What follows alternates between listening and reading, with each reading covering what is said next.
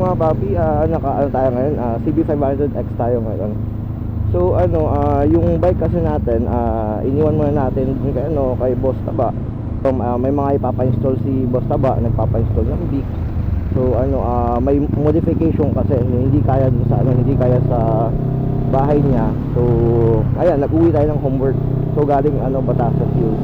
So mamaya isusoli natin ito mamaya. Kukunin natin yung bike, and then yung hindi pa pala makukuha yung bike ko, yung Z400. Yun naman yung iuuwi ko mamaya, kasi tawag dito, may pinapa-install si Sir Boyeng, yung kaibigan natin dyan sa may Batasan din. May papa-install ng auxiliary light. So ayun, yun yung babalikan ko. So kinabukasan, Z400 naman yung iuwi ko. Diba? So sarap maging mekaniko, marami tayong bike. Nangaangkin muna tayo ng mga bikes nila.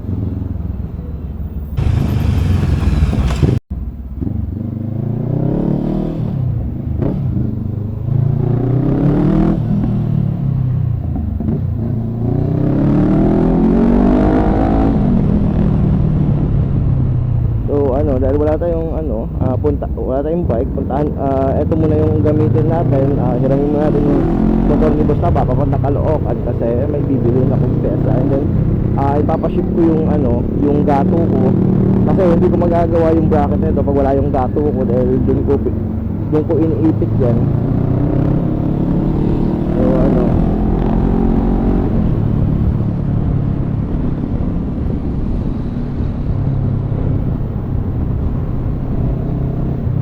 So sana syempre naman yan, expected naman natin yan, na ayaw natin ng ihatid yung motor sa kliyente, sa kaibigan natin na hindi ganun ka ayos, hindi ganun kaganda yung condition. So ina-after natin yung quality, na yung client is may ngiti siya sa mukha niya.